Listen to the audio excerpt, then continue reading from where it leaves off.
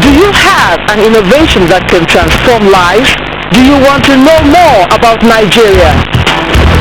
Do you want to write your name in gold? NTA ETV Expo 2015, theme Environmental Sustainability and Improved Transportation, ingredients for Nigeria's rural development. All NTA stations and zonal centers are to conclude their selection process before the grand finale. NTA ETV Expo 2015, coming soon.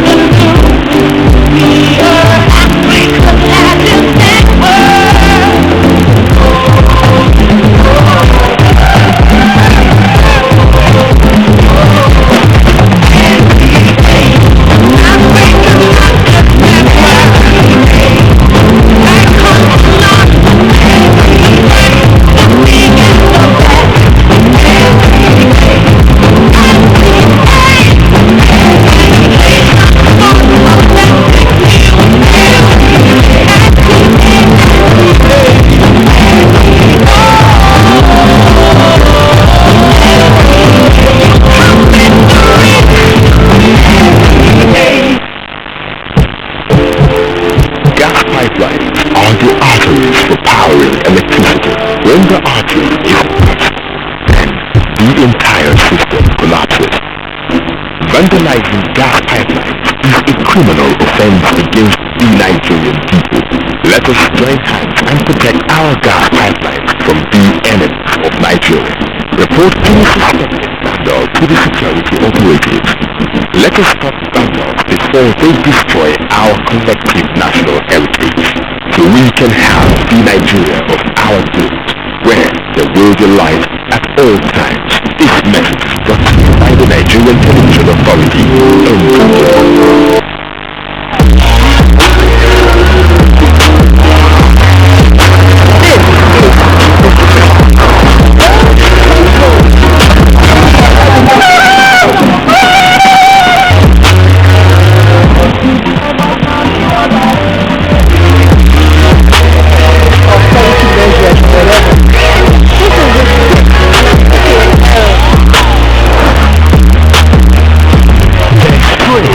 Every Wednesday, 5 to 5:30 p.m. on the network service of the NTA.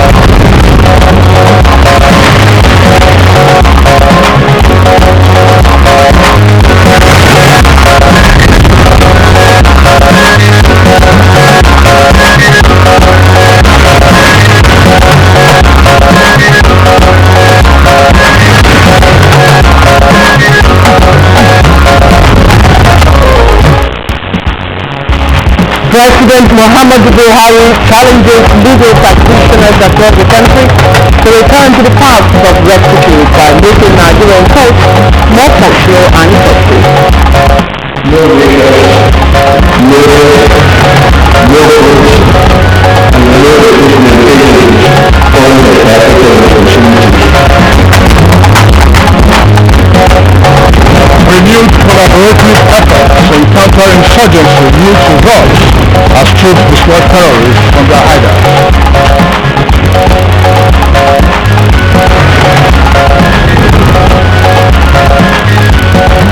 And United Nations Secretary General Ban Ki-moon arrives Abuja on a 2-day official visit to Nigeria. There is a very serious issue of security posed by terrorists like Boko Haram, and I'm very much saddened by what happened to because from Chibok and many other abducted, kidnapped people.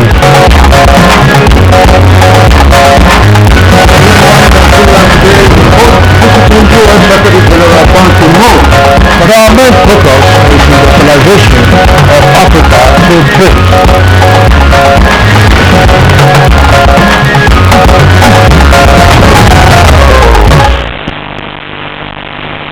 According to the International Monetary Fund, IMF, Africa is home to some of the richest countries in the world. Now, Nigeria, the largest economy on the continent with GDP of over $594.257 billion, is the third largest manufacturing sector on the continent. And of course, Nigeria is also amongst the world's largest producers of crude oil. But Nigeria, of course, exports more than 80% of its crude and does not refine enough for local production. Now, the result is that in 2013, just about 2 years ago, the country spent about $6 billion subsidizing fuel imports. Now, this scenario is repeated throughout the continent in different contexts. Côte d'Ivoire and Ghana produce 53% of the world's cocoa, but the supermarket shelves in Abuja and Accra are stocked with chocolates imported from Switzerland and the United Kingdom. Now, countries that do not farm cocoa, Kingsley. Well, that's clear, you're right. That's part of what we're talking about now. It's a 2015 report, that's just this year. The report is entitled Industrializing Africa Through Trade.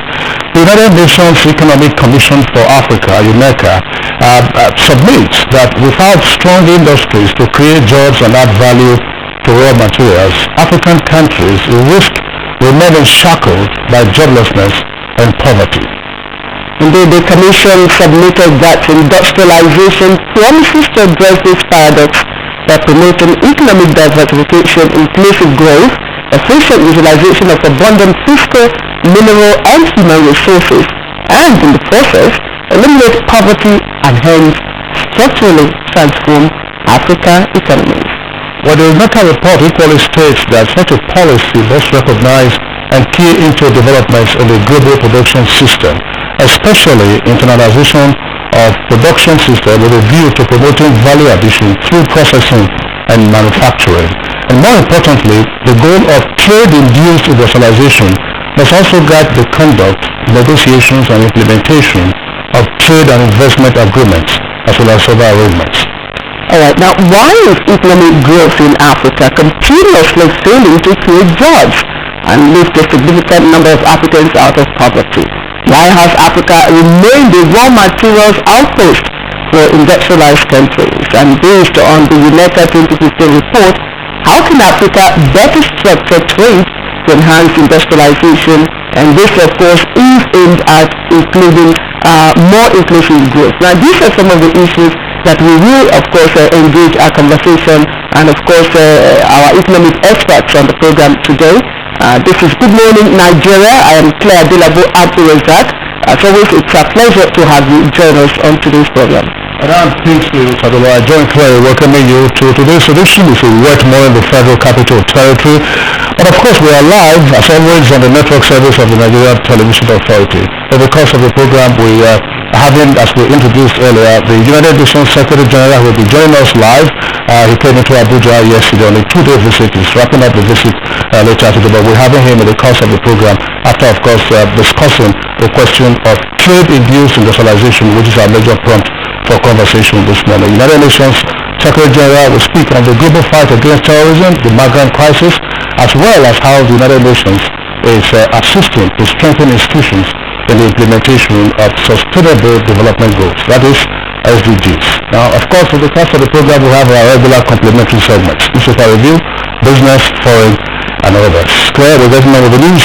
Usain Bolt, 7.79. If you want to is 9.79 seconds. Yes, and our own, what's her name again?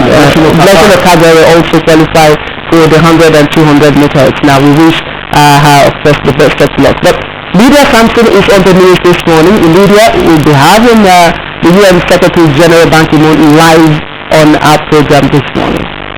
to know that I'm excited. I'm waiting to hear from him also. I'm sure many others out there too will be keeping their fingers crossed. Good morning, and this is the news. Legal practitioners in the country have been challenged to not only support the fight against corruption, but also help the country return to the path of rectitude by making Nigerian courts more functional and effective. President Buhari, who threw the challenge at the opening of the 55th Annual General Conference of the Nigerian Bar Association, says corruption must be seen as a gross violation of human rights.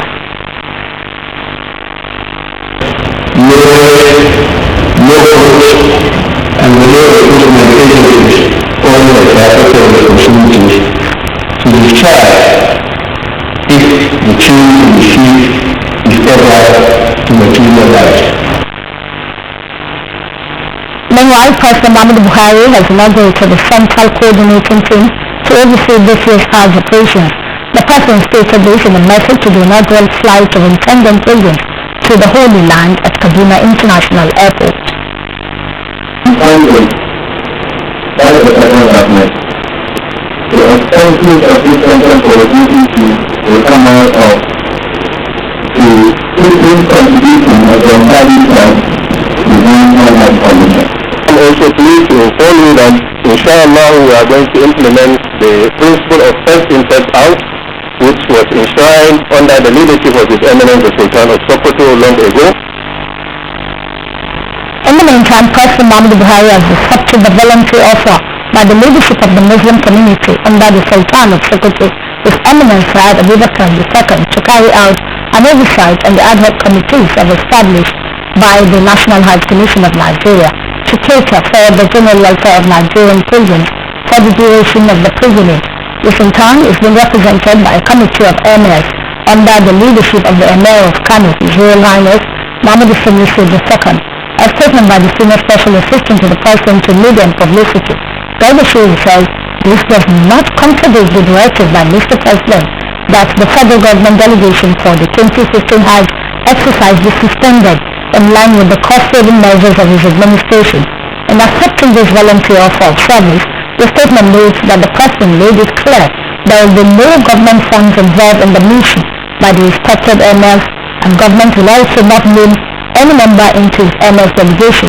The spokesperson of the President assured that all measures have been taken to ensure that the well-being of Nigerians on the holy pilgrimage is well managed by the various ad hoc committees on medical, accommodation, transportation, logistics, information and publicity, as well as aviation and tour operations, as well as the security that will generally assist the Commission in ensuring free exercise operations. The President commended the Emir for adding this responsibility to his own personal Hajj plans. The United Nations Secretary General Ban Ki-moon is in Nigeria on a two-day official visit. While in Nigeria, the UN Chief Scribe will discuss issues bordering on insecurity, economy and health matters. They spoke together led this shortly on arrival at the Nnamdi Azikiwe International Airport.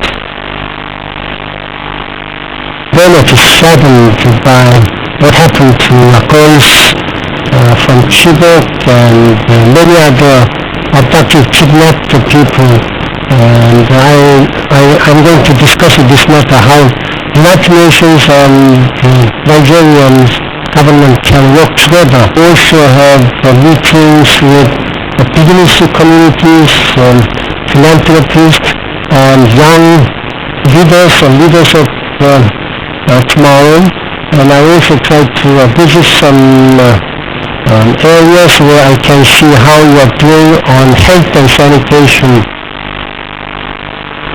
The Nigerian Governors Forum says it has established a successful peer review program for which members will monitor each other along mutual parameters that will help meet the yearnings and aspirations of Nigerians. The chairman of the Governors Forum and Governor of Zamfara State, Abdulaziz Abubakar Yari, said this at a dialogue with the UN Secretary General Ban Ki-moon on a pathway to a new Nigeria, the role of state governors in Abuja.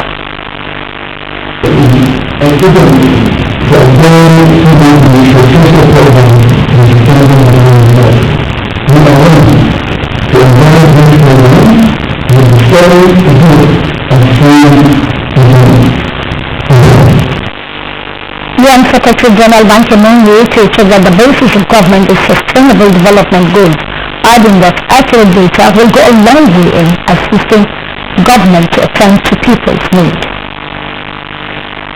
Every input will only allow us to better respond to new and increasing challenges. 17 goals, according to UN Secretary General, will be formally adopted on the 25th of September in New York. And on to security matters, the renewed collaborative efforts between land and air troops in counter-insurgency codenamed Operation Latia Duli is paying off with terrorists losing ground in their hideouts.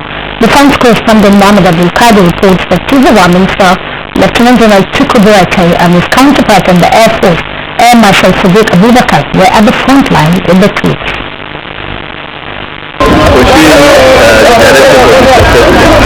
What we have achieved so far is just a matter of time that we will soon overcome these challenges. Still on security issues, the Chief of Army Staff Lieutenant General Tukur Buratai has visited troops at Mafa, Jikwa and Lugumani in Borno State, where he enjoined them to continue to work hard and be dedicated to the fight against the insurgency. In a statement signed by the Acting Director Army Public Relations, Colonel Sani Usman Kukashika, said the leading column in the Chief of Army Staff convoy was ambushed by suspected Boko Haram terrorists at Fajari village between Mafa and Jikwa, but that they were overpowered by the military. The terrorists were killed and 5 captured during the encounter, where 1 soldier died. The statement also added that officer and 4 soldiers sustained injuries. The CAAS interacted with IDPs at Jikwa, assuring them of their safety. The statement said the Air Force, led by the Chief of Air Staff Air Marshal Sadiq Abubakar, provided cover and conducted reconnaissance skills of ACs. And as the early morning news, the program continues shortly with Claire and Casey. Well, thank you, Lydia Sampson, for the news, and we'll take our first break that will lead us into the business segment. Introducing Dettol 175 grams family soap. Buy Dettol family soap for 200 naira and save 50 naira. Indomie presents Flash and Blue Lemon. Buy Indomie Little Super Packs. Find the phone number written on the seasoning wrapper inside the sachet. Start flashing the numbers and you stand a chance to get instant recharge to 1,000 naira. You also stand a chance to win 100,000 naira daily and 1 million naira in the mega draws. The more you flash, the more you win. Also valid while stocks last. Terms and conditions apply. Indomie, tasty nutrition, good for you. Are you still shaving the same old way? Shaving on dry skin can be uncomfortable. Try Gillette Nutri Plus. It has 2 chromium-coated blades and a lubrication spray plus activated by water. You'll be surprised just how smooth Nutri Plus feels. And even more surprised at the affordable price. Gillette Nutri Plus. Surprisingly smooth and affordable. That is my new sister. She's so small. Wait, wash your hands with soap first. But my hands are clean. My mama says germs are everywhere. Germs transfer throughout and make us sick. But the solution is simple. Regular washing with soap. Presenting Safeguard Antibacterial Soap. Supported by African Medical Associates, proven to remove up to 99.9% of germs. As a mom, I know that my family's health is in safe hands with Safeguard. Alright, you're welcome back, but if you just joined us, it's Good Morning Nigeria on the network service of the Nigerian Television Authority. Now, the National Pension Commission, PENCOM, has reiterated its commitment towards a better pension scheme for Nigerian workers. We're now joining Sheila Oguluyi for details of this in our business segment. Good morning, it's another time to talk business. Nigerians hoping to buy houses of their own through mortgage can now have a sigh of relief as part of their pension fund contribution can be used as equity payment. This is part of the provisions of the 2014 Pension Act. The head benefit and insurance of the National Pension Commission, Olulana Loini, said this is part of measures to ensure that many more workers have houses of their own before retirement. A contributor, before he retires, the new law allows that part of his retirement savings account balance can be withdrawn to pay equity contribution if he keys in to a mortgage that will provide him with a home. So that before retirement, while he's still working, the person at least will have gotten a house. Of course, he will be paying down gradually. At the point of retirement, the issue of accommodation, housing, will no longer be an issue to contend with. He also reiterates the Commission's readiness of ensuring that remittances due to contributors under the pension program is done as and when due by employers. He said the Pension Act of 2014 provides for a penalty on erring employers. The law makes provision that any employer that defaults in terms of that contribution and remittance, whatever you have not remitted is a debt against you, and there is also a penalty for every day that that amount remains unremitted, and this has been yielding positive results for the Commission. Before we conclude on the business package this morning, let's quickly take graphical details of the last trading figure at the floor of the Nigerian Stock Exchange market.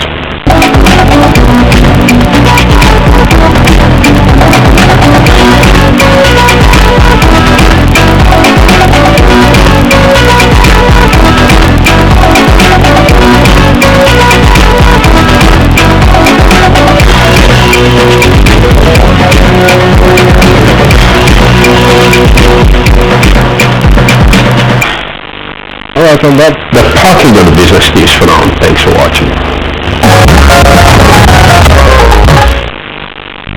Alright, thank you very much, Joe, for the business package. Next for us now is a review of the headlines in today's newspapers.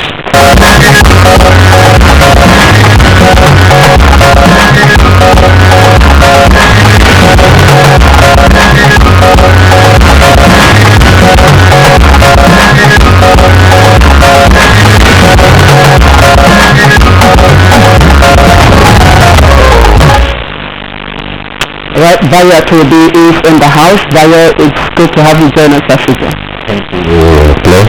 Good morning, Nigeria. Alright, we'll pick up with the Daily Trust, and Daily Trust leads with the story. Manitoba threatens to pull out of TCN contract, alleges breach of agreement.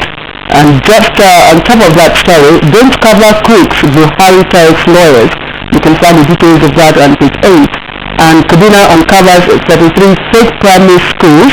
You can see the details of this on page 4. And there a picture of intending pilgrims from Kaduna State about to depart for Medina, Saudi Arabia. This of course during the inaugural flight to this year's Hajj at the Kaduna airport yesterday. NJC sets up committee to fish out lazy judges. It's also trending there. Another story is how Asokoro Park turned ECOWAS car park, and father held for defiling 3 daughters, while Afam Jenko stalls again, transaction extended. You can see the details of these stories on the inside page. Let's take the Nigerian Pilot. The Nigerian Pilot is next paper for just below its name flag. Naira rallies strong amid CBN intervention. Details of that on page 31. Now, threat to Indigo. That's the kicker. ICC investigates about Lagos. Details of that on page 4. And with the kicker fraud, Nigeria loses 577 billion naira on tax waivers. And this is of course to multinational companies annually. Details of that story on page 4. And of course the photograph on the front page is that of the U.S. Secretary General who arrived at Abuja yesterday. Below that is the second list story on the front page. Wike didn't inherit 7.5 billion naira from Amechi. It's attributed to the PDP in Rivers. Wike didn't inherit 7.5 billion naira from Amechi, according to PDP. And panel proving my tenure is illegal, says ex-governor. Now below that you have some other headlines. I'll take them very quickly. Federal government won't fund Hajj committee. Buhari tells Sultan. Details of that on page 6. Also on page 6, Akure must produce next Ondo governor, says Deji. And third term plot. Shagari saved Obasanjo from impeachment. This attributed to Senator Abaribe. Details also on page 6. And SANU to federal government. SANU is the Senior Staff Association of Nigerian Universities. Privatized varsities start school and face strike. Details on page 7. Now Karufi and Kaduna Muslim leaders attend church service. Details of that on page 5. Right? Alright, quickly now, a look at the Nation and the Daily Sun. First edition, it meets with the story, Buhari to lawyers, joint fight against coups. And it has the rider, President pledges judicial reform as NDA conference begins. And there's the picture story of the President and the Vice President in attendance, of course, at that the Supreme Court of, at that ceremony yesterday. Now, also picture story there is Ban Ki-moon acknowledging threats as he arrived to Nnamdi International Airport yesterday. Now, early of 66,000 Nigerian pilgrims to Hajj begins and UN to back Nigeria. Trending stories just at the top of the masthead. Air Force destroys Boko Haram trailers and military chiefs at war front. Now, Mark, no invitation to witness box is on page 11. Bolt that report raises Carl Lewis's record. You can find the details of that on page 62. And China, US invest $14 billion in NIPP. Now, the lead story on the Daily Sun is Army Chief bombs Boko Haram. The Daily Sun, your end near will crush them before time limit. This story is on page 12.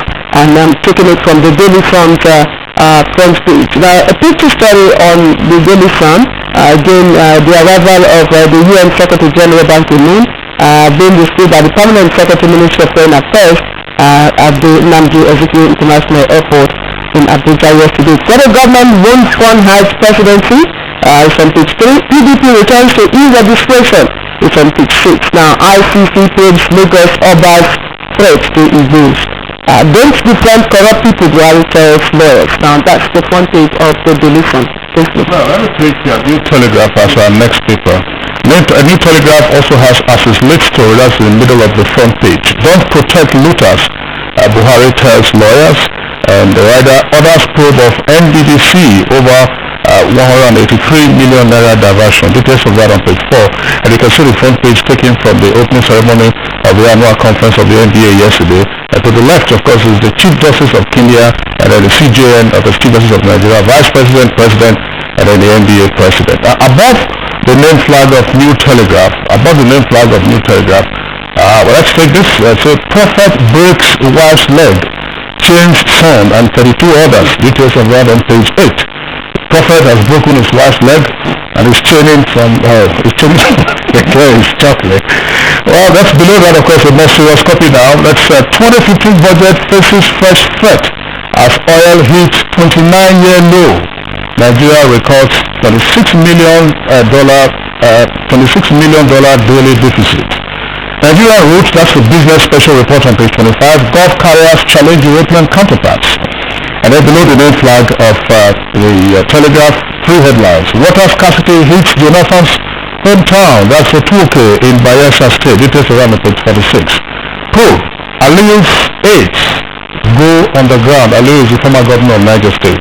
And Senate probes Lamode, that's EFCC chieftain, over fraud allegations. The details of that again on page 46. Newswatch Times, I also have here, Newswatch Times also leads with Buhari's advice to lawyers. Don't cover crooks and looters. That's what you have there. Now, also on the front page of New Telegraph, 10 Boko Haram terrorists killed as COS, Chief of Army Staff, leads the operation. Now, lawyers ask IGP to reopen Dickie Boss murder case. Details of that on page 2. And then death toll in British air show now 11. Class, let's go back to Bayo. Yes, Bayo. Thank you, Flo. Well, let's start with the story on the insurgency.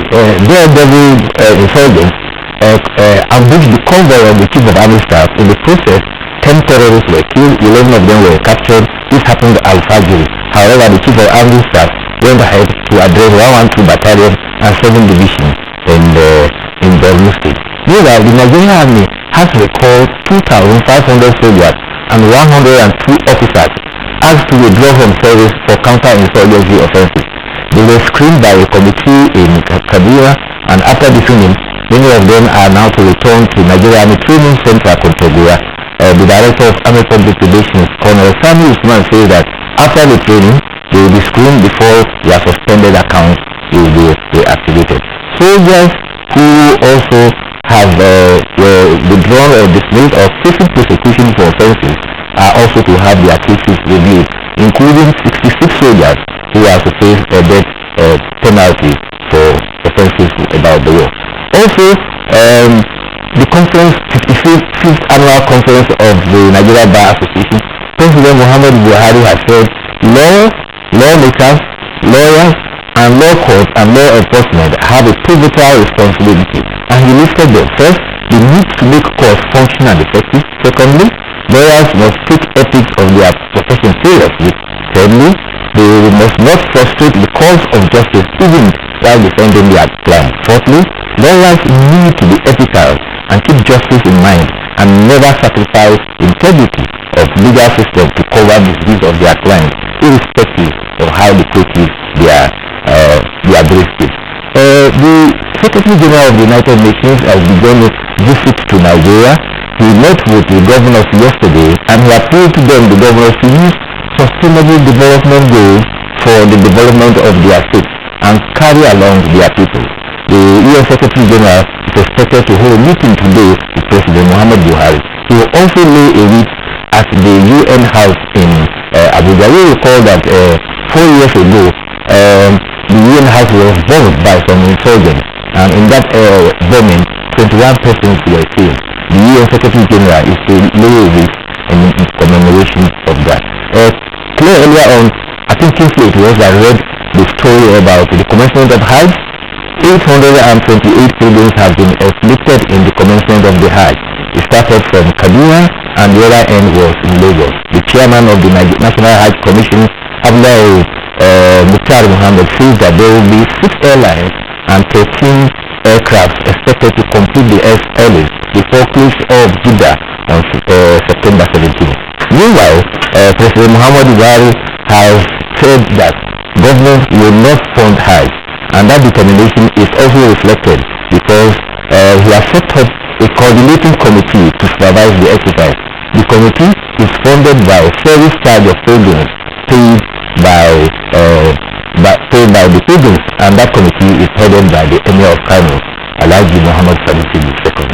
Okay, Kingsley, that's all we have. Right, that's the much we can take. I think the president tells lawyers not to defend looters and crooks. It's understandable. It's a moral call, but so we'll see how that plays out when the cases come to court. Because part of the complaint has always been that you find cases dragging on for so long a time on account of various technicalities of applications and so on and so forth. Every activity is guilty until fulfilled in the court. That's right. You have to stop. All right. Thank you, Bayo. We'll see you tomorrow. All right. This is Good Morning Nigeria. We'll take another break, and when we come back, we'll commence our conversation. That is, of course, our primary conversation on industrialization of Africa and Nigeria through trade. With Capri-Sun, the minions are let loose.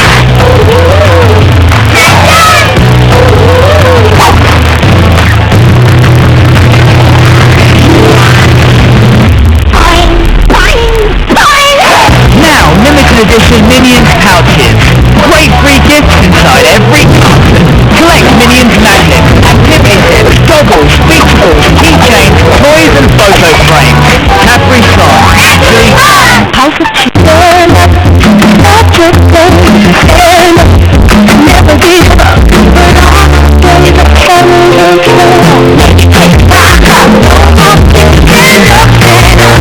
Always a thought in 1 second.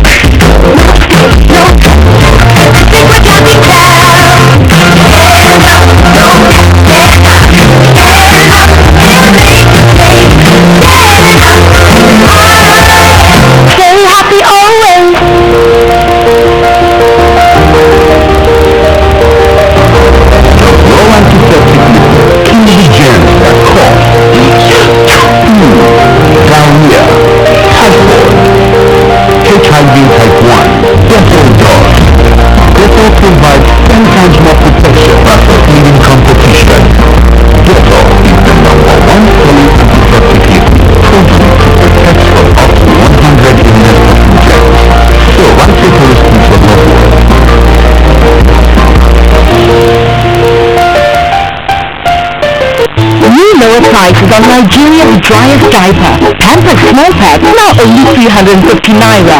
Pampers Economy Pack for 1,300 Naira. Try Pampers Baby Dry today from just 350 Naira. Pampers.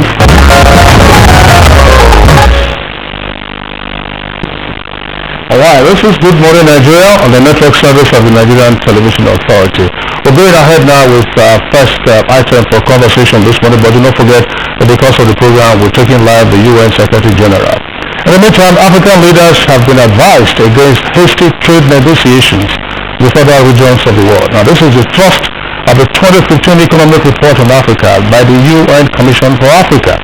Economic correspondent Shiro Ogunwuyi examines this advisory and other salient issues contained in the annual report. The flurry of trade negotiations and agreements that African countries currently engage in has become an issue of major economic concern to many on the continent of Africa. The 2015 Economic Report on Africa by the United Nations Economic Commission for Africa, UNECA, underscores the need for Africa to ensure that its industrialization goal is not compromised by these negotiations and agreements. As a step forward in the quest for industrialization through trade, the report advised that African countries should audit various agreements they have signed to take advantage of the embedded flexibilities. Another important recommendation in this direction is the need for appropriate sequencing if trade is to effectively foster industrialization of the continent. The analysis and findings of the report, which are based on an extensive review of issues and 10-country case studies, also identified that the continent's strong growth is projected to continue in the medium term. This is due to increasing domestic demand driven mainly by rising middle class, improving regional business environments and macroeconomic management. It however observed that Africa requires a great leap in economic performance that will be sustainable, inclusive and transformative, identifying the symbiotic relationship between trade and industrialization, which emphasizes the role and place of trade and trade policy in the industrialization process. It draws attention to the structure of African export and the need to add value to export through processing and other industrial activities. Alright, so they are of course analyzing that report for us. So thank you. We're now being joined here first of all in Abuja studio by Professor Ode Ojoyi, who is former economic advisor to former President Olusegun Obasanjo. We thank you for joining us. Thank you. And I should add that we have all our guests are all professors in their various fields. From Ibadan Network Center, we have two professors of economics. Let's introduce first of all the lead consultant for the 2015 Economic Report on Africa by the United Nations Economic Commission for Africa, UNESA, which is our main document for discussion on today's program. Professor Wale Ogunkoya, thank you for joining us. Also seated next to him in the Ibadan studio is Professor Aki Iwayemi, former president of the Nigerian Economic Society. We thank you for joining us, Professor. Thank you very much. Good morning, Nigeria. We kick off, of course, with Kingsley. That's right. So let's actually go back to stay with the Ibadan Network Center. That's Professor Ogunkola, who is a lead consultant. It's a paradox, apparently, to say that we are industrializing through trade at a time when Africa is being regarded as an outpost, for the exportation of raw materials. So how do you industrialize through trade? Thank you very much. What we are trying to say in this report is that when you want to industrialize, you need raw materials, you need different inputs. Similarly, you cannot get all the inputs from within your country, so you need to trade. You need to import some of these materials. But more importantly, is for us to take care of industrialization when we are negotiating trade, when we are opening up. We think deeply in terms of the products we want to produce. We think deeply in terms of the processing. And we also take technology into consideration. And that will help you to know which type of products you want to liberalize, which one do you want to restrict trade in them in order for you to be able to develop your own industry. That's the theme of this report. Okay, let me also ask Professor Iwayemi, very close to you. Professor Iwayemi, this is a question coming from UNECA, to African nations. Be cautious in the trade agreement you're entering. Now, a number of African nations, particularly West Africa, are seeking bilateral trade, negotiations with European countries. Just for instance, the EPA, cut a number of African countries individually are already having this trade agreement.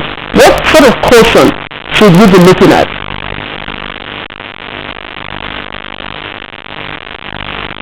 The issue of trade, just as my colleague has said, is fundamental to development and economic growth in all countries. No country is in isolation. So that you must trade with other countries. But the important thing is that when you trade with other countries, you know your own company's advantage, you determine what you want to do, and you do what you want to do in a way that will benefit your country. Look at countries like Japan. They have virtually little raw materials in the country. They import virtually all that they need. But Japan is one of the most industrialized countries in the world. Trade drives their system. South Korea, the same thing. Even China that we are talking about today, it is a major component of their industrialization process. So it depends on each country and the strategy to take and the environment in that country itself that will make the possibilities that are open through trade to be exploited. Trade is a major part of each country's ability to grow and to leverage on the growth of other countries so that in the process it's a win-win situation. Unfortunately, for so many decades in Africa, we have just been exporting raw materials. And I think that is one of the essence of this report, that you can leverage your raw materials and export processed products, at least up to a certain level of industrial processing before you export, rather than exporting crude oil, rather than exporting raw cocoa, or rubber, or timber.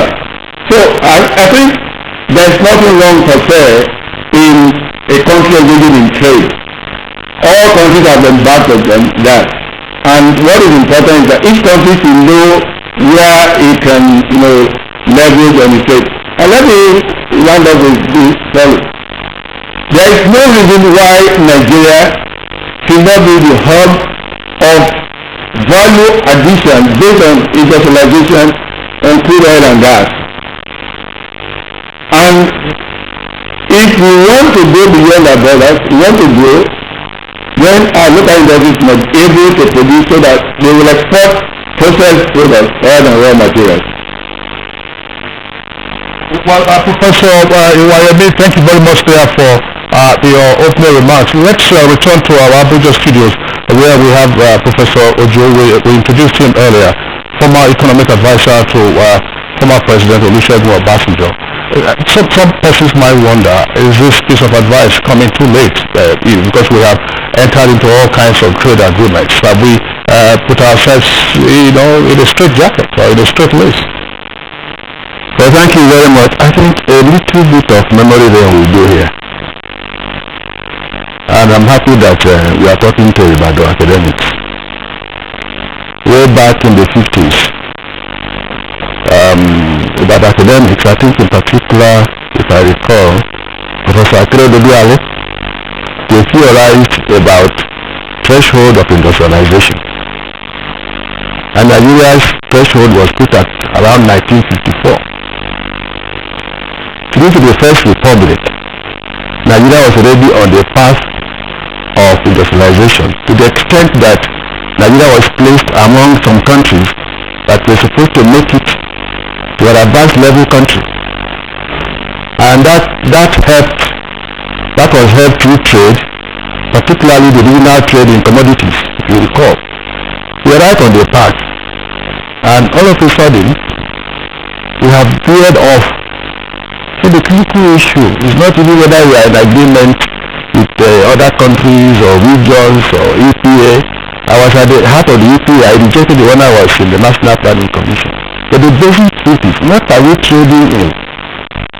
There is nothing to trade. We are negotiating trade to trade what? We don't have anything to trade in other than crude oil. I've done a little survey. You can check.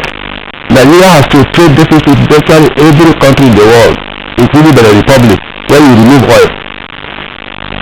So it's not simply a matter of negotiating trade. It's a matter of, first of all, going back to the basics to produce. We don't even have interstate trade enough yet. So tell me what is on the ground to export, to trade, to negotiate. You need to negotiate. I'm happy of Abuja and the rest of them, my friends. But we need to go to the basics. Do we have anything to trade in? And if not, the basic issue that we are facing now is not how to use trade to industrialize. The first question now should be, why have we not used trade to industrialize? Because we're already on the path. So essentially, those trade agreements, they are what they are to us because we are not capable of, we have not shown capability to produce anything to trade in. Why are we lacking in this capability? Precisely, that's the question. If you recall, when we had the commodity boards, the regional governments used the revenues from these commodity boards to set up industries. The likes of the Kaduna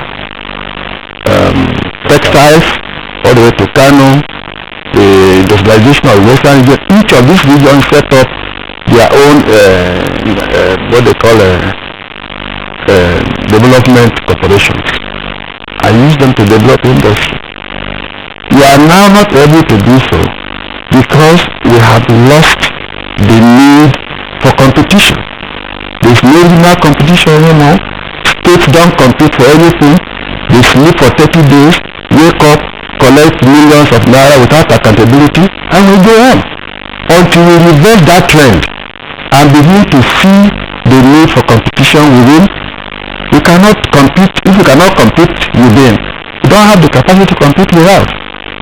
So the basic problem is that we have lost the zeal to do things the right way because we are relying on oil money. Now the oil money has come flat. So we have the basis now to restart our economy. Well, Claire, I was just wondering, from what Professor Joe is saying, perhaps we should return to our Ibadan Network Center and ask Professor Ogunkola. Professor Ogunkola, you heard your brother Professor say what he has said. Is this report, therefore, in a sense, meaningless to us in Nigeria? No, it's not. Is it? What will be your take-off point from what he has said? Not my brother, is my father in this profession. I know him very well. The report is actually on the basis of what we call general agenda by the ECA, which is structural transformation, which includes social transformation, economic transformation, and so on. And it's also on the basis of the fact that we've recorded impressive growth across all the countries in the region, but we have not been able to achieve the level of development that we are looking for. So it is important to study this context, and then we can then see the reason why this report is coming at this point in time. We have EPA being negotiated. In December, we will be going to Nairobi, that's the 10th World Trade Organization Ministerial Conference. Again, it's also going to be about trade negotiation. And the question is this: to what extent do we relate this negotiation to our own industrialization process? So if you see that is never late at any time. Yes, we sign so many agreements, but let me say this: agreements are always dynamic. They are dynamic in the sense that you can, as we work, there's always a clause for you to actually review the agreement. So it is important that when we have all these agreements, we can actually call the other partners to the table and say, sorry, given ABCD, we need to review agreement. So to me, it's never too late. And I think it's also coming in time for us, with the new government in place, to also look at some of these issues. Enough of roller coaster, enough of somebody knowing that this is the best for you.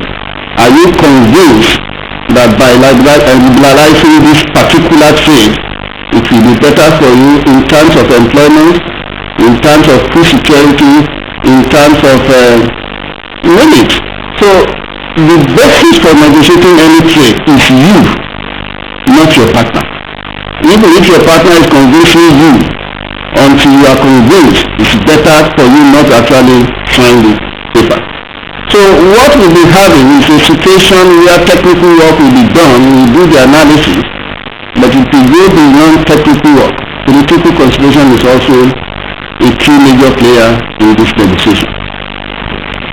Thank you, Professor Ogunkoya. But I also like to stay with you, and this question is to both of you, Professor Wayemi, as well. Professor Joe here had talked about the capabilities to use trade to industrialize, which he said we don't have.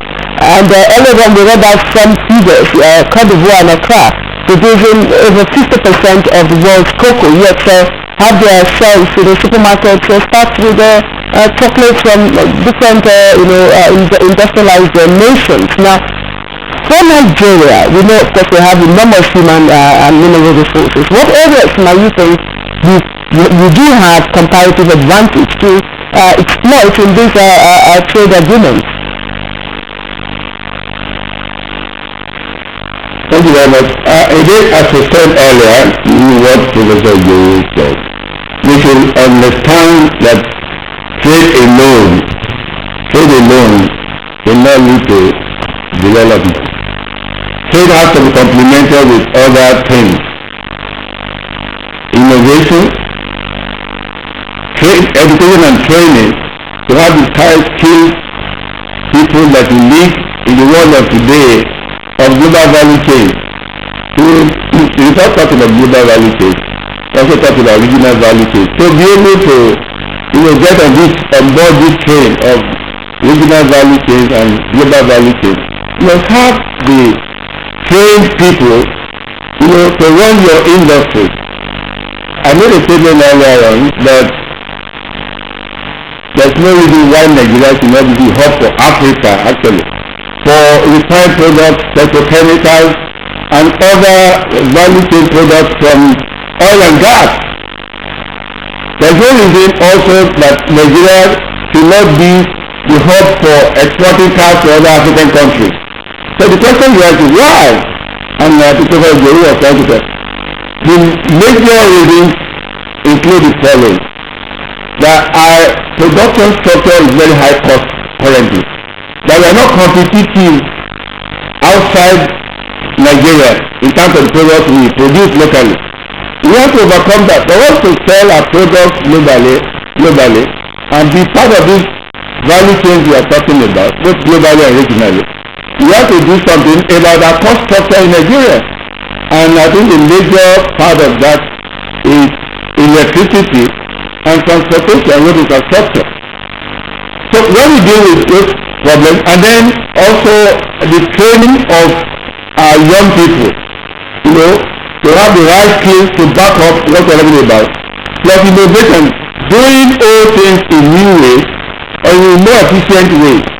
That's really when we leverage upon this trade. So it's not just that the policy environment is important, the character of the economy is important, the political structure is important. When we get all of this right, then Nigeria will be the Japan or the Asian tiger or African tiger in Africa. Professor Wayemi, once again, thank you. Before we return to our Abuja studio, let me just pop this next question to Professor Ogunkoya, who is right there with you at the Ibadan Network Center. Prof, let's reduce this now to our practical experience. We're talking about trade and then having competitive advantage and value addition. Now, what sense can we make of what went on in the recent past? Talking about value addition, value chain processes in agriculture, for instance, were we on the right path? Are there things to build on?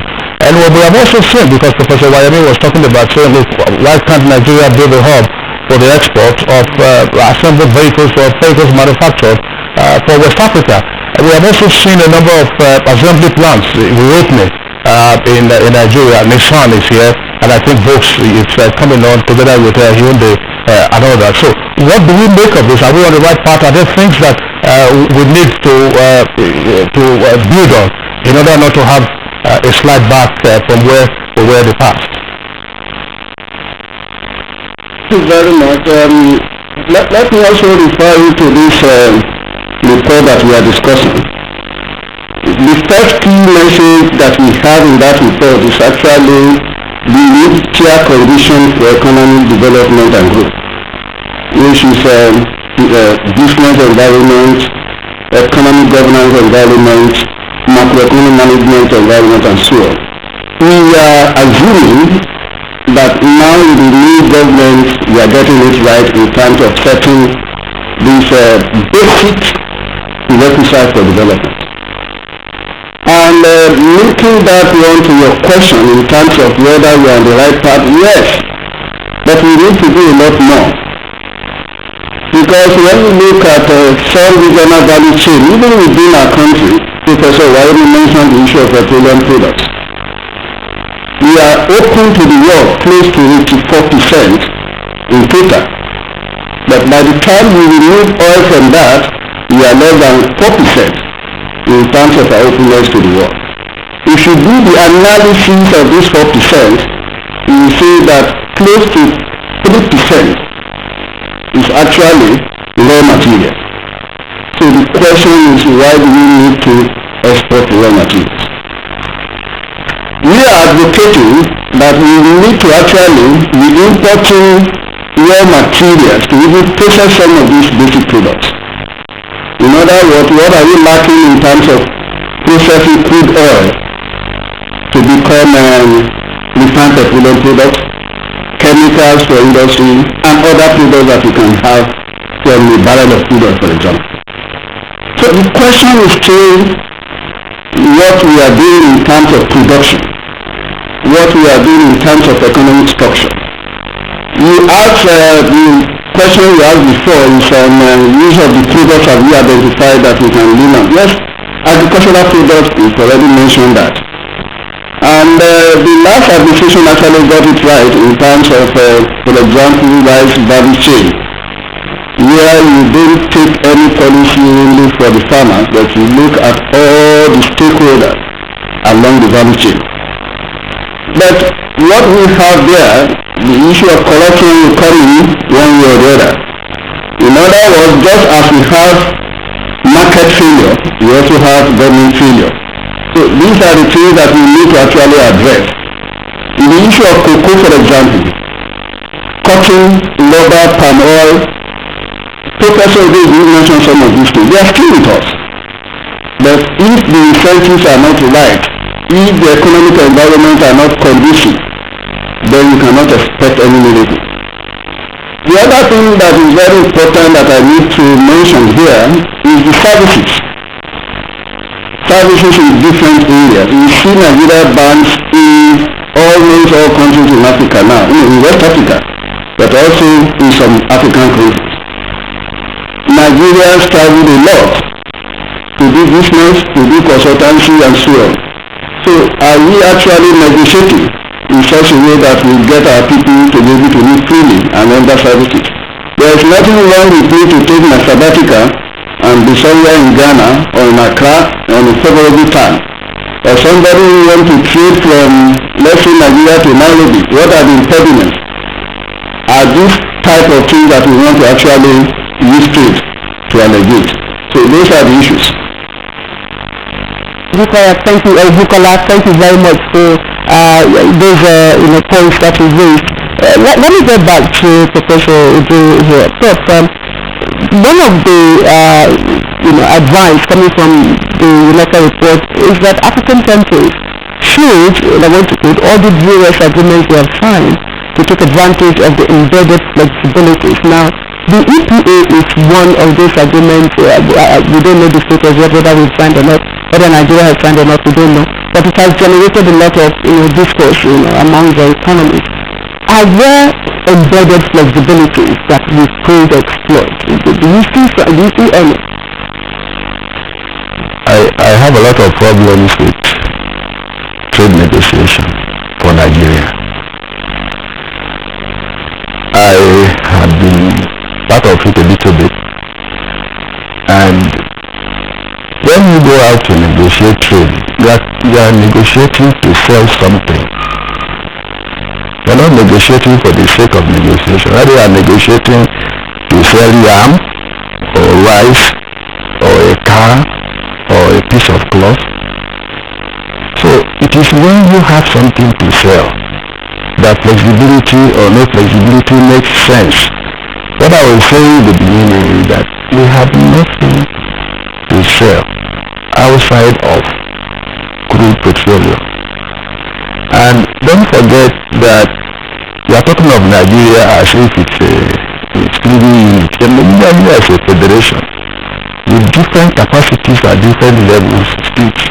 The truth of the matter is that we don't have enough policies to guide production from within to sell something. So I'm not really keen on the flexibility provided.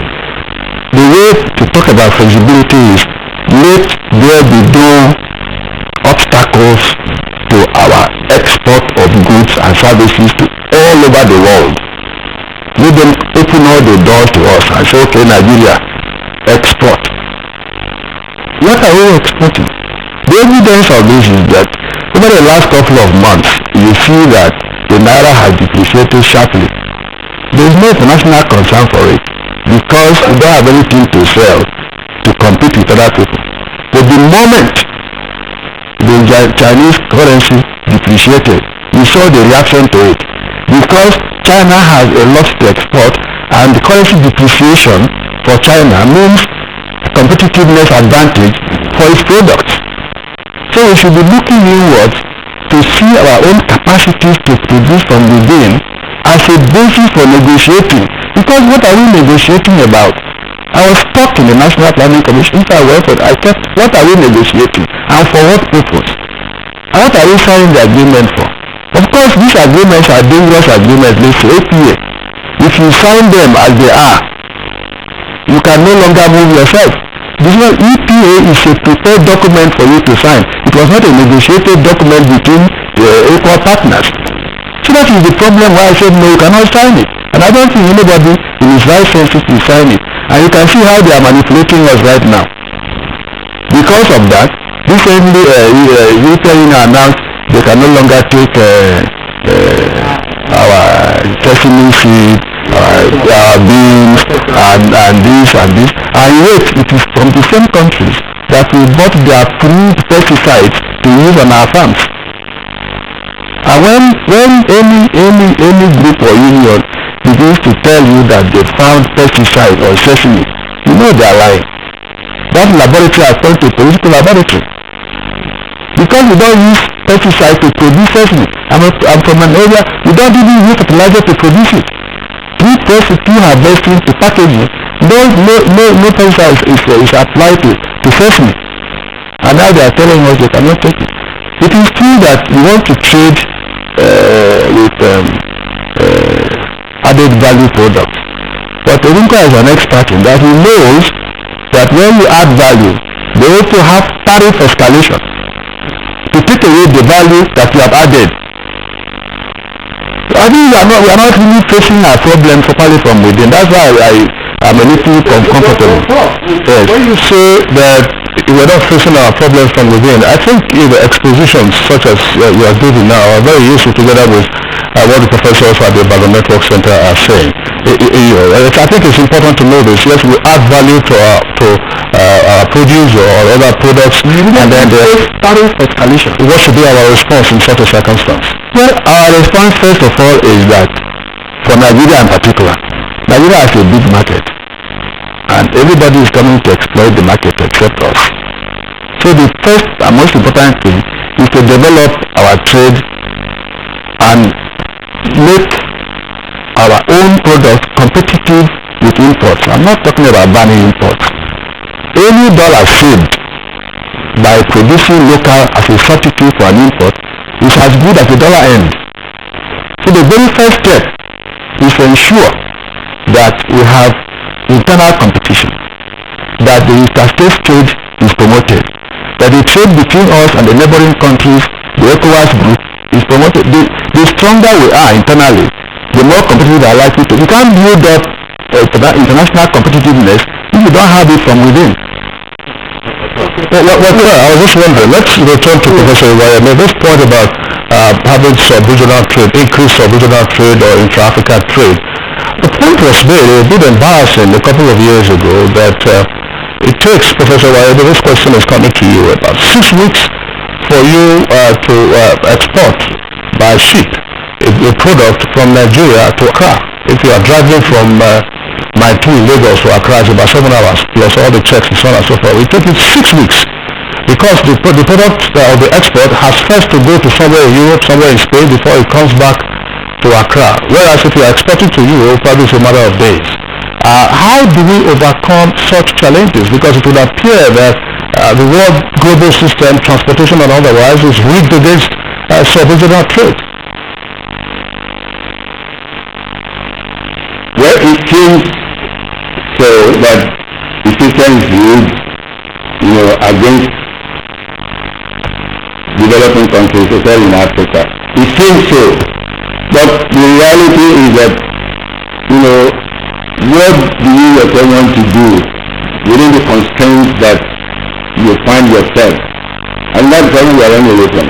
There are challenges, there are constraints, but how do you overcome these constraints?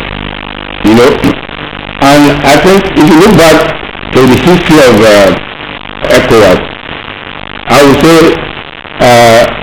the story of ECOWAS, like many other regional groups in Africa, is not really something to write home about in terms of reducing the barriers to regional trade.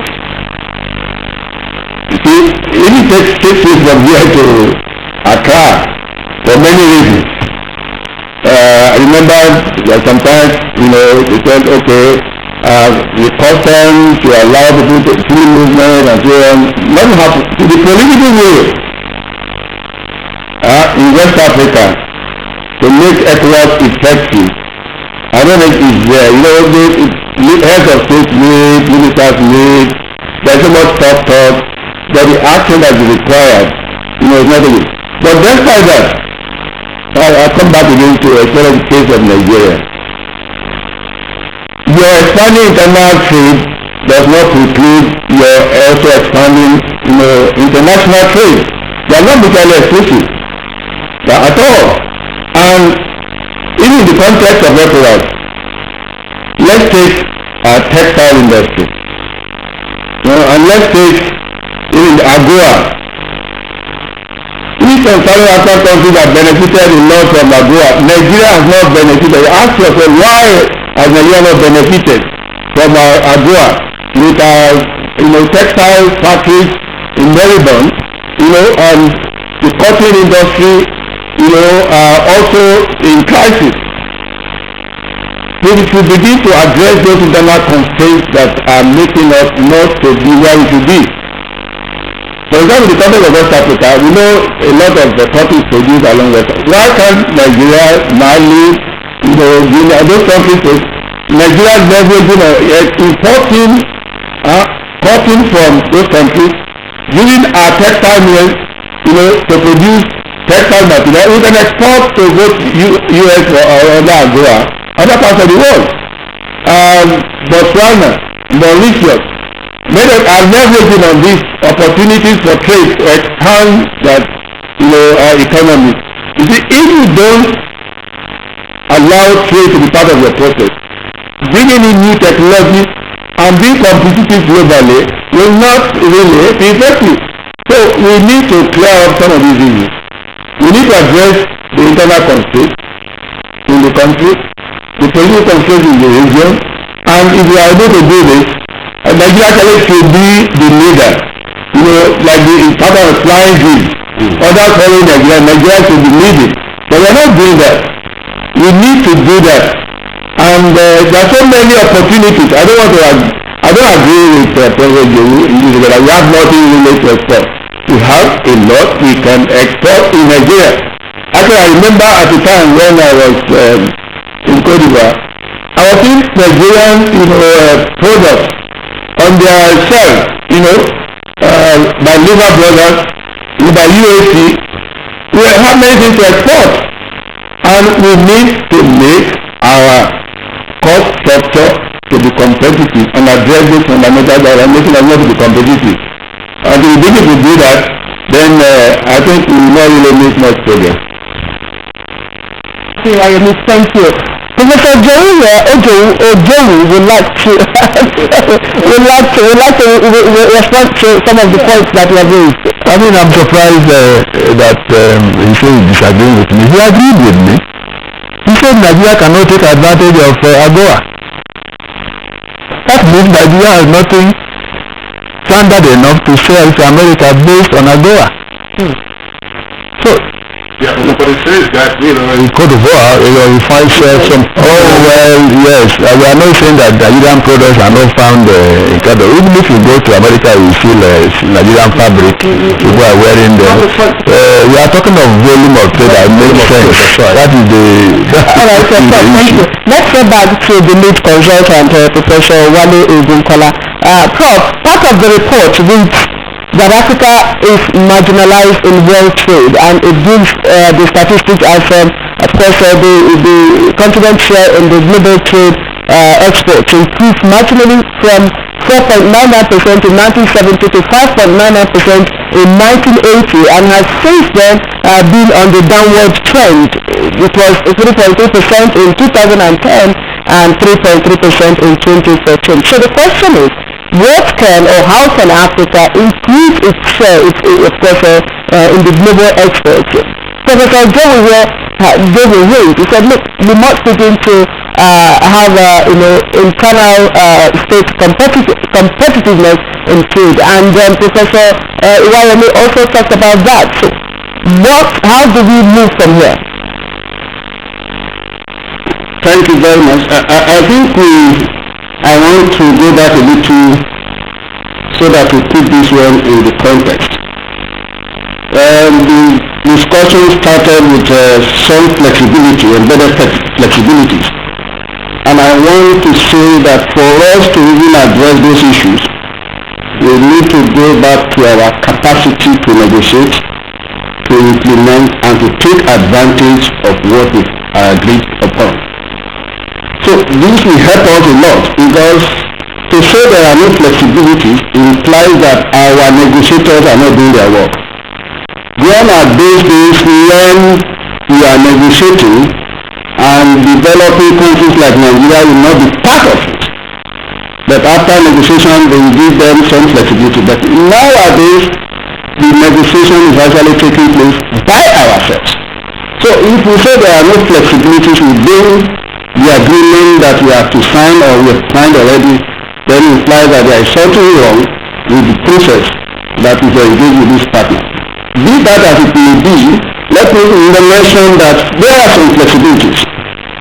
Like in the WTO agreements, there is flexibility for expanding on research and development. Nobody is taking that away from you. If you look at the agriculture that we are talking about, the agreement on agriculture, we have three pillars: market access, domestic support. That's where I'm going. You can support agriculture from different perspectives: rural development, rural livelihood, social goods, and so on. They are there. But there is one thing about us in this part of the world: we will sign an agreement and we will drop it. Or where a minister will go on our behalf, we will negotiate, sign the agreement, and we don't know anything about it. So the process is also very important, where the private sector will link up with the public sector, so that when the man in the public sector who is negotiating on behalf of the private sector is talking, is actually talking the mind of the organized private sector. The issue of movement of goods within the region, again, this is also part of the embedded flexibilities that we have in most of these agreements. Again, the WTO agreement and including the EPA that we are about to sign, we have what we call trade facilitation component. And that is actually to help us to be able to, when we finish production, that when we are talking about movement of goods across the ports, how do we facilitate such things? So they are there. But it's one thing for us to sign and to know what is actually signed. It's another thing for us to develop programs to be able to take advantage of what we signed. In the course of this report, I was at Nigerian in Abuja here, and I was surprised. They have what we call Echo Link now. Okay, well, Professor Ogunkola, we understand what you're trying to explain. But I just wanted to take this along because we are pressed for time, and in a matter of minutes we'll be going over to take live the U.S. Secretary General. One question I would like you to simply take along is as follows. What is the area of coincidence or divergence between this report now, Industrializing with Trade, and what we had in the last administration, the former Minister of Trade and Industry and Investment, Shebu Oganga, he midwifed the Nigeria Industrial Master Plan. Is there any nexus or are there divergences? We look at that report in the course of this report actually, and what is not clear to us is the basis for the Industrial Revolution Plan. We also noted that we don't have industrial policy in place yet. But what we see from that report is like we are doing the old things that we've done before. You will remember that we talk about assembly plants in the past. In that report, we cannot see the reason why the old one failed and why this one will not fail. So it is important that we have background information before we can actually analyze some of these things. What we've seen in that report, if the background information is clear and good enough, then of course, with the political will behind that, we'll be able to make it. But lo and behold, the most important point is this. When you are doing assembly plan, for example, is there any program to ensure that in year X, Nigeria will be able to produce, let's say, tire? In year X plus 1, Nigeria is able to produce a windscreen. It's not just having the assembly plan static there without any dynamic program to make sure that we meet up. What is interesting in industrialization is not that you just pick one item maybe because people are demanding for it or because Nigeria is importing more cars. What is important when you want to do industrialization is how many industries, how many employment in this particular act be able to pull up. Okay, Professor Ogunkola and Professor Iwayemi speaking to us from our Ibadan Network Center. Gentlemen, would like to thank you for participating in our conversation this morning. Thank you very much. Thank you. Network service. We still have with us here, of course, in the Abuja studio, Professor Ojo. We're going to return here, but that will be after the conversation that we are having right now with the UN Secretary General. Clear? All right, of course, thanks to the United Nations Secretary General Ban Ki-moon arrived Nigeria Sunday afternoon on a two-day official visit. Of course, Mr. Ban Ki-moon already has held a dialogue with members of the Nigeria's Governors Forum on a pathway to a new Nigeria real estate governors in, of course, that happened in Abuja yesterday. Now, how is the UN supporting the global fight against terrorism, especially in Nigeria, and how can the UN assist nations to strengthen institutions in the implementation of the Sustainable Development Goal SDGs, that's of course the new development framework? Kingsley? Well, that's right, Claire. Thank you very much. Well, joining us right now, you saw him on the split screen a moment ago while Claire was introducing the subject matter.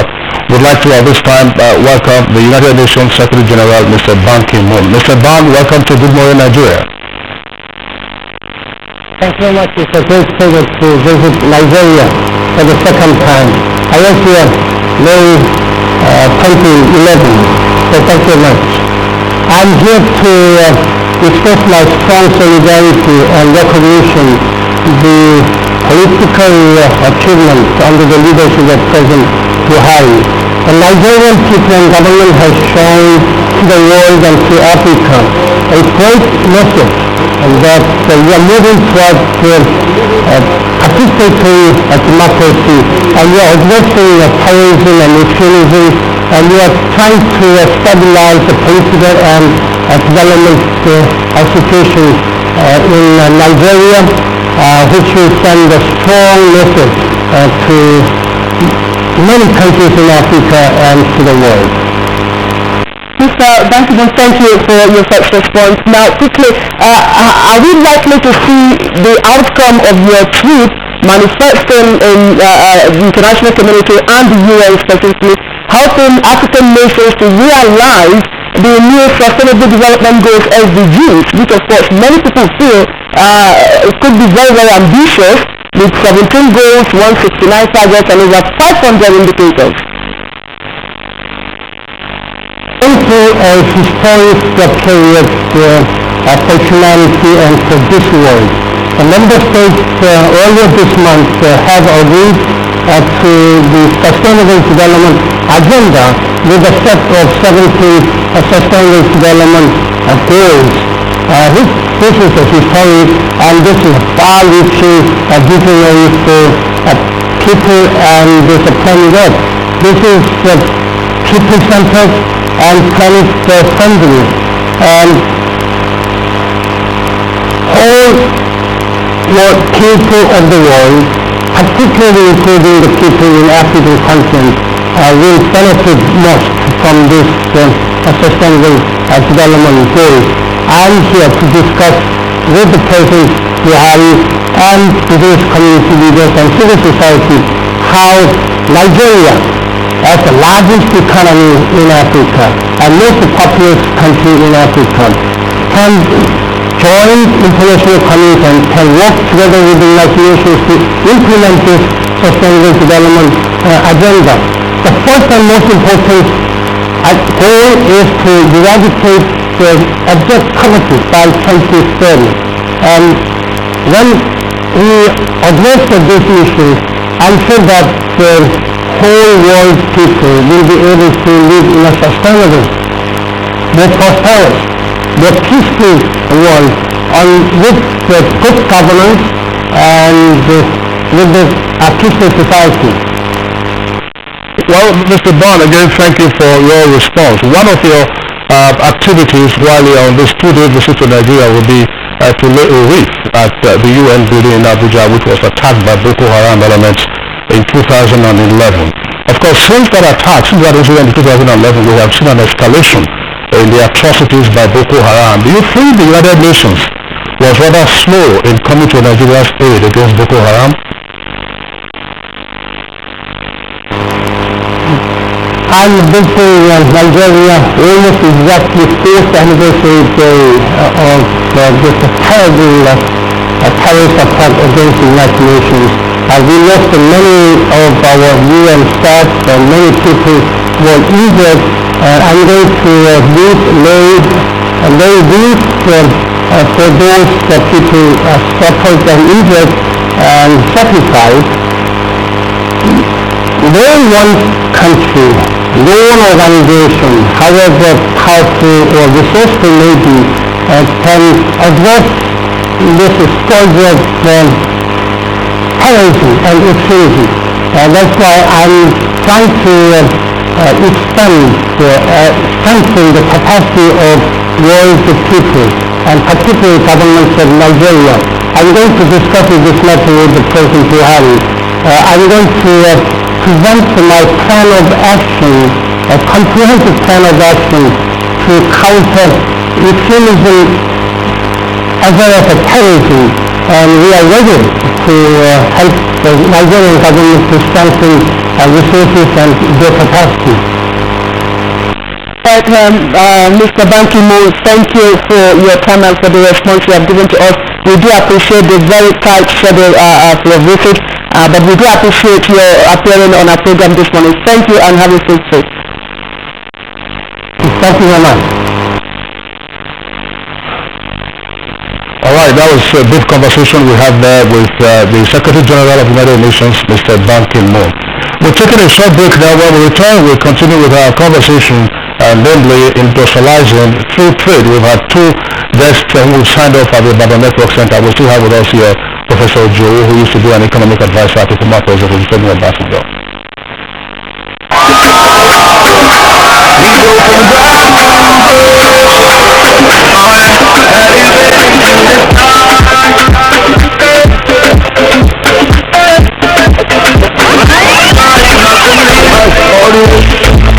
I came from nothing to everything, no. It's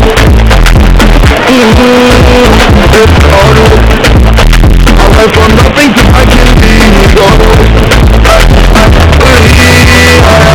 Can't you see all the beautiful things that already got you? And I know if I do it my way, me, I don't want to reach the sky. We invented a world of smart banking to help you find big possibilities. Let's unlock success together because the sky was big enough for more stars. Skybank. Live smart. Bank on Sky.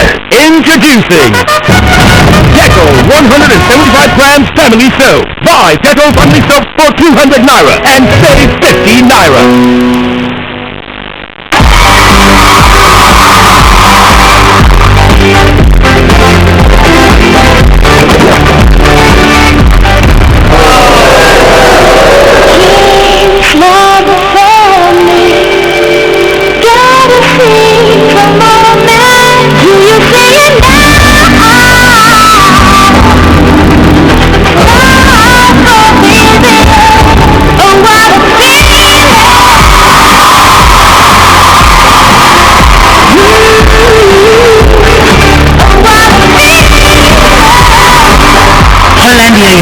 Feel the goodness within, flaunt the goodness outside.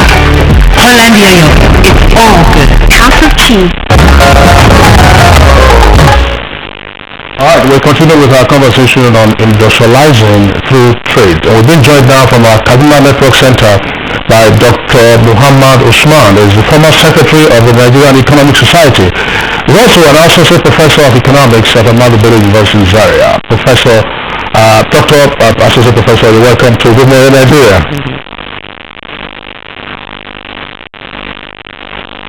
We're having some audio challenges. If you can, we understand. That's right. Dr. Usman.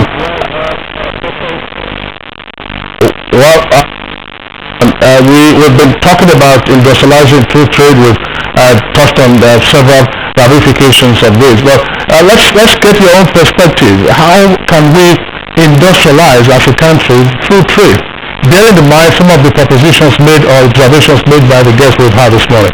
Professor Joe says, listen, what are we bringing to the table when we are negotiating?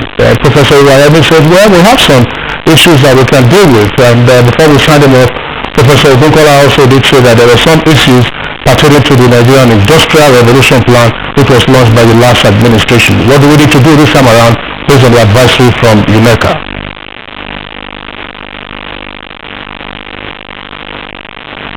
Follow the discussions, and it is very clear that to industrialize is a crucial thing, and that's way for development.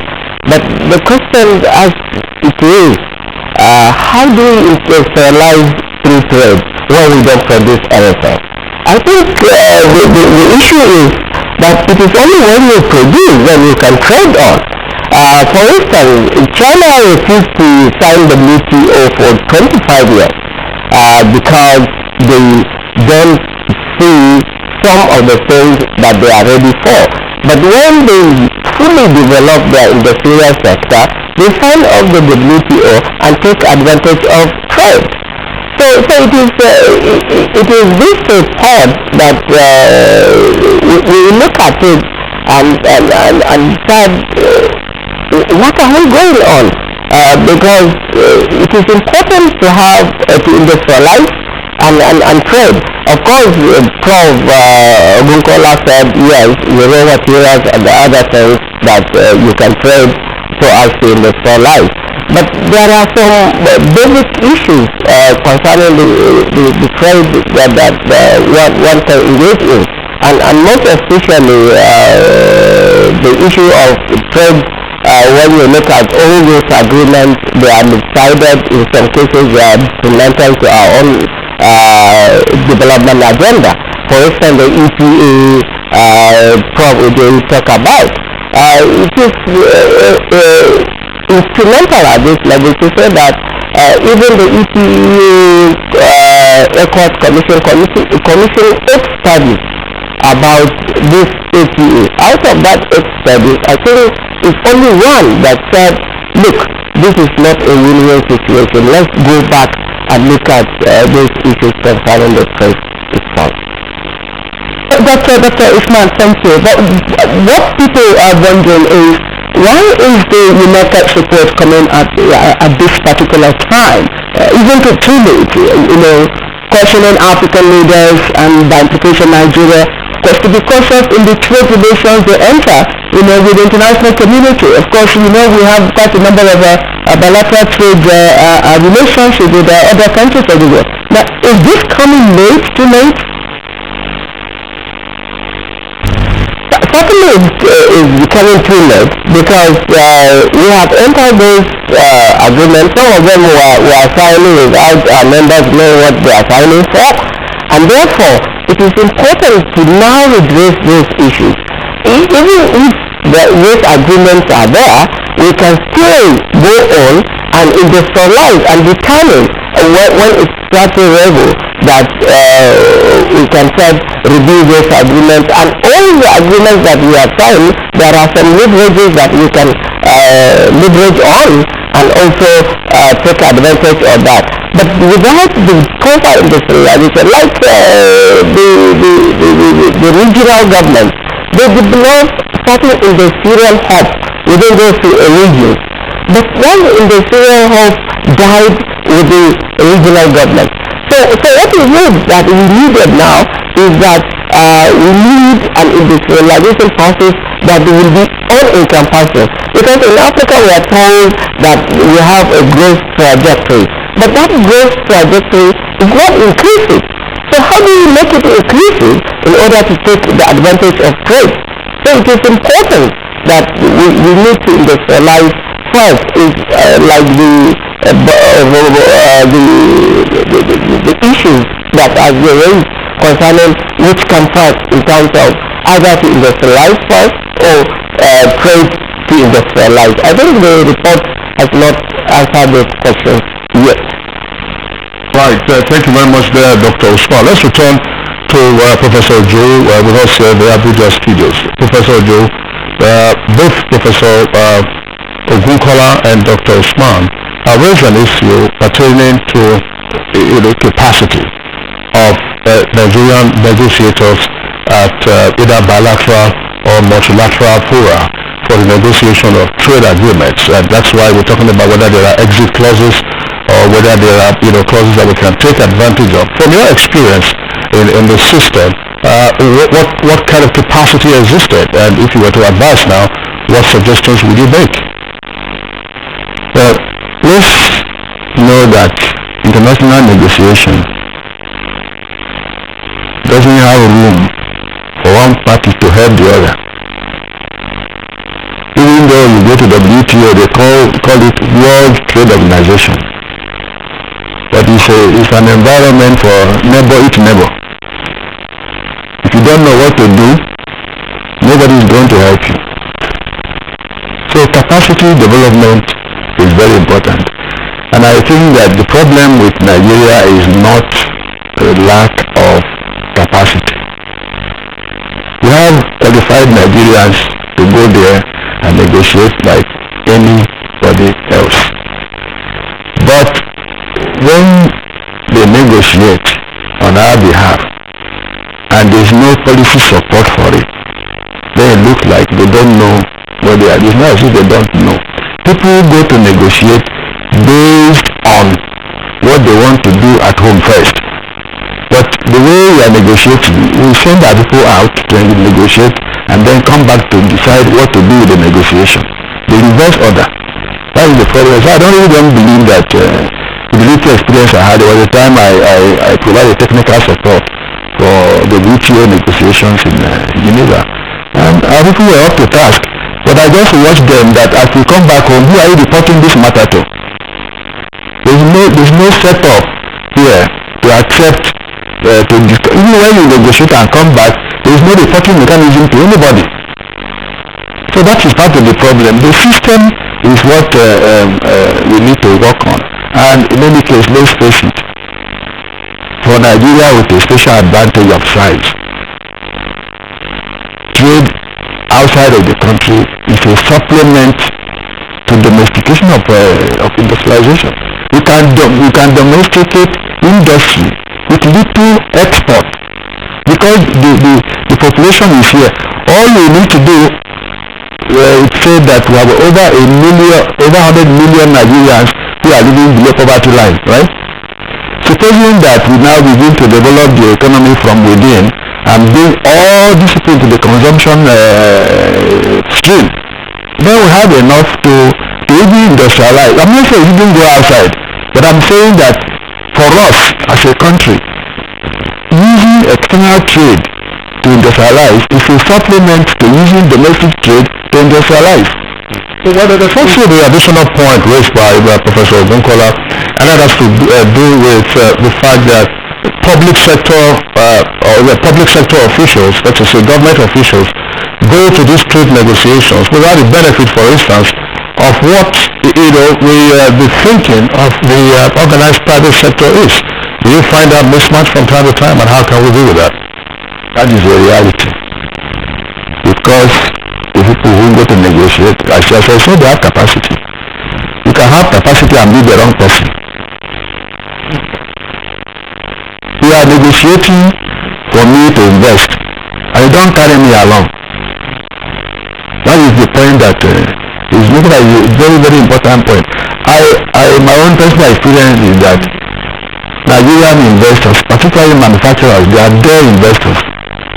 Because the environment is very hostile to manufacturing in Nigeria. The amount of double taxation, the harassment, everything, the poor infrastructure, the upstream policy making. The survey we had with DFID sometimes showed that many states of the federation don't have a single policy on any subject. They are passive recipients of federal government policies on any topic. That is why if I want to divert a little bit, if you recall, when this very aggressive Minister of Agriculture was on seat, I shared in his frustrations. He wanted to move agriculture, but in moving agriculture, he became the Minister of Agriculture, he became the State Commissioner for Agriculture, and he became the Supervisor of Agriculture in local government, to the point of using the so-called electronic wallet to supply fertilizer to a farmer in the world. That is how bad the situation is. So if we are really going to do all these negotiations, first of all, we must learn to negotiate within ourselves. What is negotiation in that sense is that the federal government and the state government should sit to negotiate issues of concurrent legislation. The framework for that comes from the sectoral councils, National Council on Agriculture, National Council on Education. They all exist, the mechanisms exist, because they are not used properly. If you take a particular commodity, federal government can provide policy guide. The states must come up with specific policy to produce rice, not agriculture. In the field, there is nothing called agriculture. It is either yam or rice or fish or cocoa. There is nothing. Agriculture is a concept covering so many things, different varieties. So if Nigeria wants to be agricultural self-sufficient, that means that you have to have people who are dedicated to producing cassava, dedicated to producing yam, beans, fish, but each of these lines require different technologies, different techniques, different requirements for planting, for harvesting, for storage, for transport. They require different for marketing. So agriculture is just a large concept that has to break it down to micro level. So negotiation for me is, I'm not degrading it, but we are not ready for that negotiation because we are ready to negotiate for. Right, Professor Ojo, thank you. Let's quickly get back to Professor Dr. Usman in Kaduna Network Center. Earlier, Dr. Usman, you asked whether we are industrializing to trade or trading to industrialize. I don't know if that does not relate, with the widow. Which comes first, is it the chicken or the egg?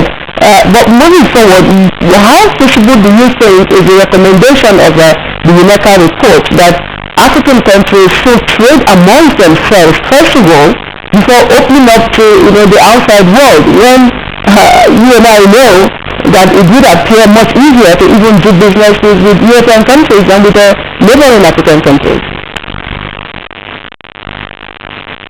Absolutely, African countries do trade among themselves, but the formality of the trade is what is in question, because if you go to West African sub-region entirely, you will find Nigerian products in those countries. But the formalization of that trade is what is in contextual and in most cases becoming a problematic. So it is to make that trade within Africa easier is a good way to go. But rather, it is when those countries have something to trade, like what it said about the value addition, that they can gain something from trading among themselves. So it is important also to look at the way that you can trade among African countries. In that regard, I agree with their propositions in terms of African countries to give more emphasis on trading with them before going up. Dr. Usman, let's return to the point that Professor Joe has raised, and that again has to do with the role of subnational governments. When we're discussing industrialization and the existing policy framework, which is the Industrial Revolution Master Plan, and so on and so forth, oftentimes we tend to, as it were, gloss over the role of states and local governments. It's interesting to hear that the U.S. Secretary General had a meeting with state governors, so that's under the aegis of the Nigerian Governors Forum, trying to explore further the role that they can play in building a new Nigeria. When we talk about this, and then let me also say this, because we are right there at the Kaduna Network Center, Zaria, we had a discussion on this program sometime last year on cotton, value chain for cotton, and what states and local governments can do in that regard. What, in your opinion, is missing with respect to the response of state governments to the challenges or opportunities that just lie about? What is missing is governance. The issue in the states and the local government, you find out there are poor governance procedures, and therefore capacities that are supposed to be utilized in those states and local governments are not utilized. Therefore, you find out seeking take over the issue of governance. So it is important, as Professor Odeyi said, the capacity we have in the state and the local government should be utilized in order to serve the state. Because it is important that the state normally goes to sleep 30 days and wake up and just collect the allocations, and that's all. So they don't really go down to say, what are we going to do as a state to take advantage? For instance, when Kaduna was Kaduna, we know that the textile industry in Kaduna in the 80s are the leading producers of textiles in Africa and by extension in the world. But the state did not take real interest in those policies, and therefore it wiped out. And therefore I said the issue here is to look at the structure of the state and structure of the local government and how it would complement the present policies in terms of industrialization in that respect. Alright, Dr. Muhammad Muchaka Isman, former Secretary of the Nigerian Economic Society and of course an Associate Professor of Economics at the Ahmadu Bello University, Zaria. We'd like to thank you for joining of course for your contributions in our program this morning.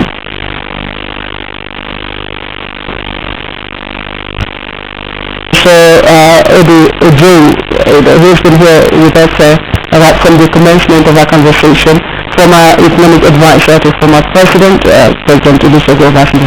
Thank you also for joining us. Thank you. You're watching Good Morning Nigeria, a time to take another break, and when we come back, we'll talk on sports.